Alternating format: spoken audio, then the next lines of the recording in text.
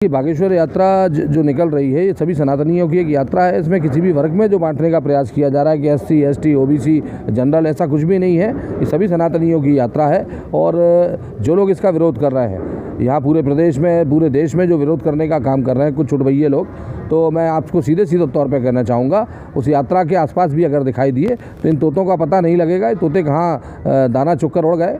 तो मेरी सीधी चेतावनी है कि अपनी हरकतों से बाज आए और इनका खुलेआम विरोध किया जाएगा।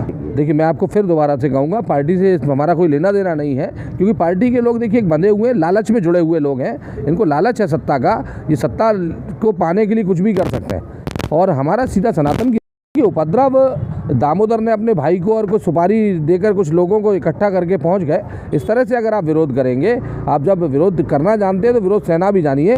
लोगों की भावनाओं को आहत करेंगे और धीरेन्द्र शास्त्री और ददरहुआ सरकार और हमारे प्रदीप मिश्रा जी और रामभद्राचार्य जी और शंकराचार्य जी का जो अपमान करने का काम किया है दामोदर यादव नाम का जो आदमी है, तो उसका विरोध तो छोड़िए, वो तो खैर अभी छुपा छुपा घूम रहा है। और ऐसे छुपे हुए आदमी को कहाँ तक हम लोग ढूंढें, दिखाई दे दिल्ली से लेकर मथुरा के बीच में, उसे बता दिया जाएगा क्या होता है।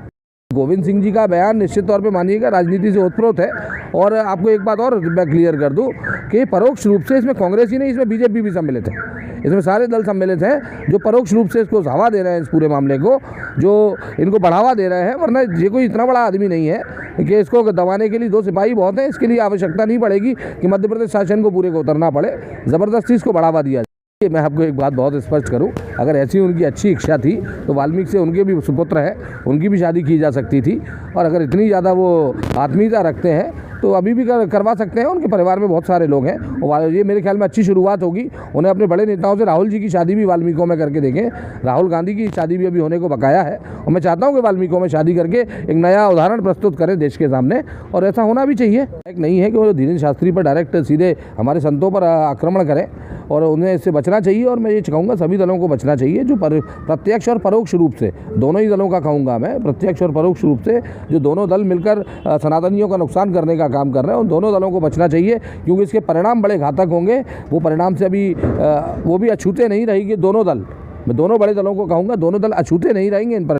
कि चुनाव अभी सामने है, लोकतंत्र में सीधा एक ही जवाब होता है। अगर दोनों दलों से अगर ये सारे के सारे अलग हो गए, अगर सनातनी अलग हो गए, तो ये वोट एक एक वोट के लिए तरसेंगे। इस बात का भी उन्हें सचेत रहना चाहिए।